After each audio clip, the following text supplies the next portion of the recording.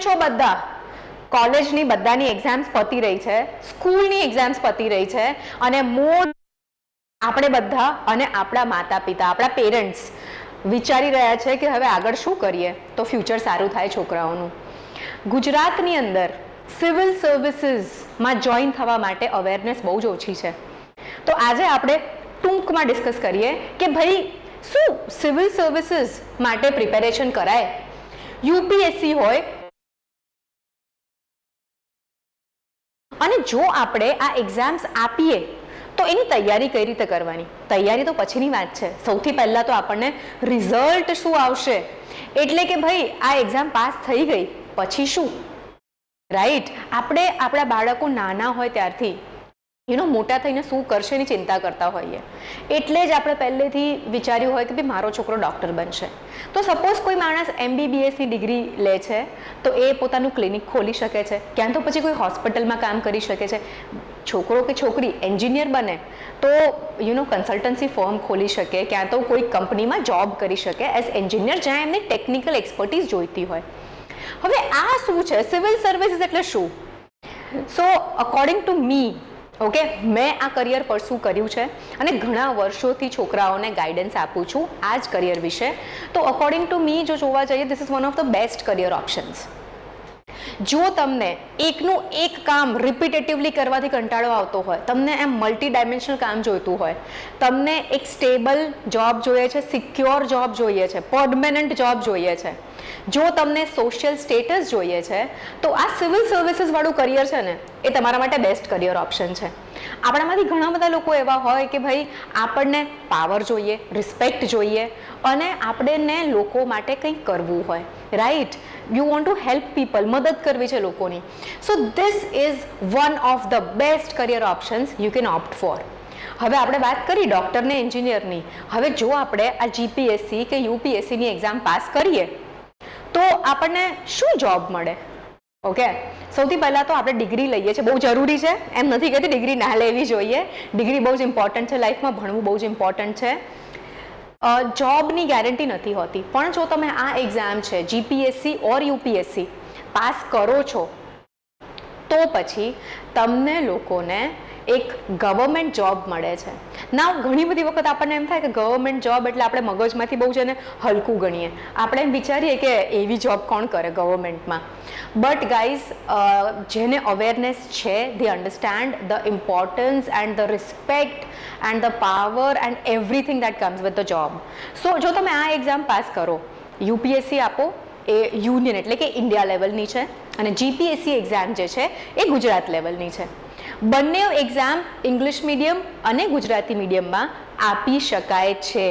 Okay, બંને એક્ઝામનો syllabus ઘણો બધો સેમ હોય છે. તો તમે લોકોએ આજકાલ ઘણા બધા નવા નેટફ્લિક્સ પર મૂવીઝ આવે છે, ખબર છે, IAS ઓફિસરવાળા, IPS ઓફિસરવાળા, ઇન્સ્પેક્ટરવાળા.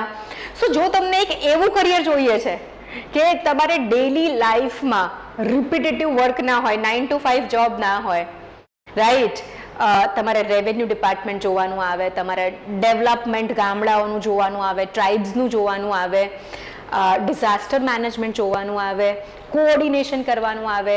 If you want કે ભાઈ તમારે કલેક્ટર બનવું છે, તમને એવું લાગે કે તમારે પોલીસ બનવું છે, okay, so these are the exams. Now જ્યારે જીપીએસસી અને યુપીએસસી એક્ઝામ્સની વાત કરીએ તો તમે આ બે એક્ઝામ જો પાસ કરો તો you will be the head of your department અને હન્ડ્રેડ્સ ઓફ પીપલ જે છે એ તમને રિપોર્ટ કરતા હશે, એવી પોસ્ટ્સ મળે છે. Okay, so let S C કે કઈ કઈ પોસ્ટ મળે છે આપણને. જો તમે યુપીએસસી એક્ઝામ આપો છો તો તમે આઈએએસ ઓફિસર બની શકો, જ્યાં તમને કલેક્ટર, બરાબર, ક્યાં તો ડિસ્ટ્રિક્ટ ડેવલપમેન્ટ ઓફિસર DDO, ક્યાં તો પછી તમને કોઈ મોટી ગવર્મેન્ટ કંપનીના જે ફોર એક્ઝામ્પલ UGVCL છે એના તમને MD બનાવી દીધા, એ રીતની પોસ્ટ મળશે. IAS is one of the best career options, તમારા માટે પણ એટલું જ સારું છે. નાવ આપણે બધા એવું વિચારીએ કે ભાઈ શું મળે શું આઈએએસ ઓફિસરમાં? સો 1 લાખથી લઈને 1 લાખથી લઈને 2.5 લાખ સુધીની સેલરી હોય, બરાબર છે. 1 લાખ પર મંથ કહું છું, હા ગાઈઝ, 1 લાખ to 2.5 લાખ જેટલી સેલરી હોય, પ્લસ તમને એક સરસ ઘર મળે, તમને ગાડી મળે, ડ્રાઈવર મળે, ઘરે કામ કરવા માટે હેલ્પ મળે એટલે કે સ્ટાફ મળે, ગનમેન મળે. Okay, that's facilities that an IAS officer gates.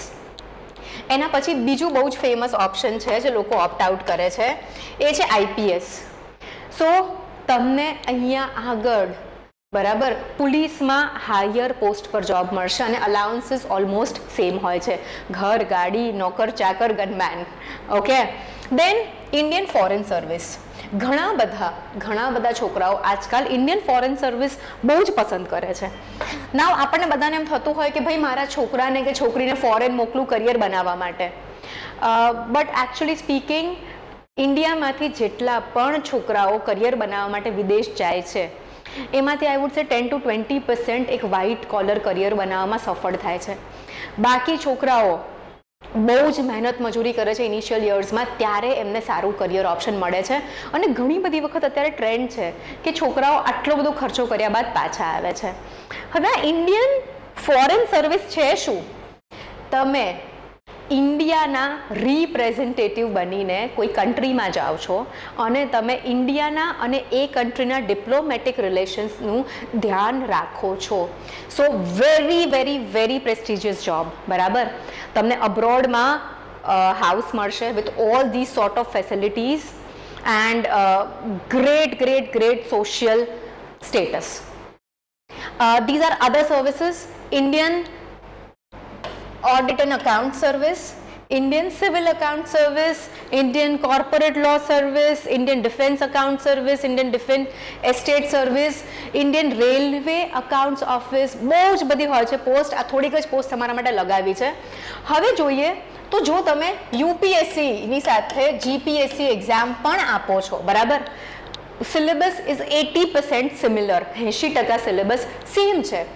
IASની જગ્યાએ તમે ગુજરાત એડમિનિસ્ટ્રેટિવ સર્વિસમાં કેડરમાં આવશો, તમને કલેક્ટર નહીં પણ ડેપ્યુટી કલેક્ટરની પોસ્ટ મળશે, ઇક્વલી પ્રેઝન્ટેબલ, અને હાઈએસ્ટ પોસ્ટ છે રેવન્યુ ડિપાર્ટમેન્ટમાં ગુજરાત સરકાર તરફથી.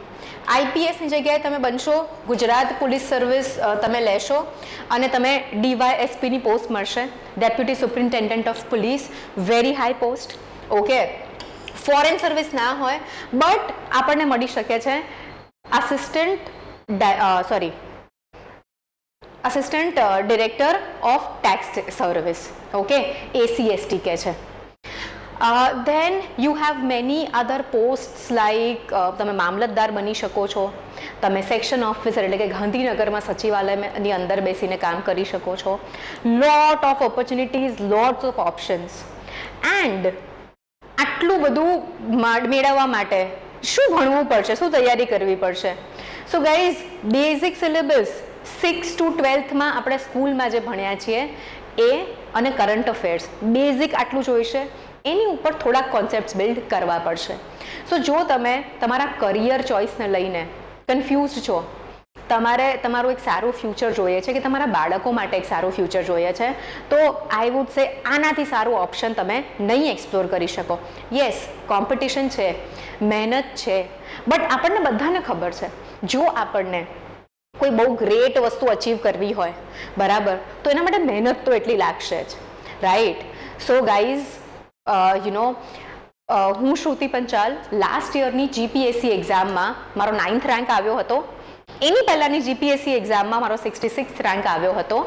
આઈ have been down this lane, working hard, passing the exam. શું કરવું, કેમ ના કરવું, 6-7 વર્ષથી ભણાવું છું અને છોકરાઓને ગાઈડ પણ કરું છું. સો જો તમે એવું ચાહતા હો કે તમને આ પ્રકારનું કરિયર બનાવવું છે કે તમારા છોકરાઓ માટે આ પ્રકારનું કરિયર બનાવવું છે, તો you can come and meet us. ક્યાં તો તમે અમને કોલ કરી શકો છો. અમારો નંબર છે 7011902060. આની ઉપર તમે કોલ કરી શકો છો, મેસેજ કરી શકો છો, વોટ્સએપ કરી શકો છો, ટેલિગ્રામ કરી શકો છો. All the avenues are open on this number. અમારું સેન્ટર અમદાવાદમાં છે. જો તમે અમદાવાદની આસપાસ છો, ક્યાંય પણ છો, તો અમદાવાદ આવીને મળી શકો છો, એક કાઉન્સેલિંગ સેશન લઈ શકો છો જે તદ્દન ફ્રી છે four everyone. Okay, so thank you very much for watching this video. અને નીચે એક લિંક આપી છે, જો તમને ઇન્ટરેસ્ટ હોય તમે એ લિંકની ઉપર ક્લિક કરશો તો એક ફોર્મ આવશે, એ ફોર્મ ભરી દેશો. તમારું નામ માંગે છે, નંબર માંગે છે અને તમે કયા સિટીથી છો એ વસ્તુ માંગે છે ખાલી. એ ફિલઅપ કરી દેશો તો સમવન ફ્રોમ અવર ઓફિસ ક્યાં તો હું પોતે તમને કોલ કરીશ અને તમારા ક્વેશ્ચન્સનો આન્સર આપીશ. અને જો બીજા ક્વેશ્ચન્સ હોય તો કમેન્ટ્સમાં પણ લખી શકો છો. Thank you very much.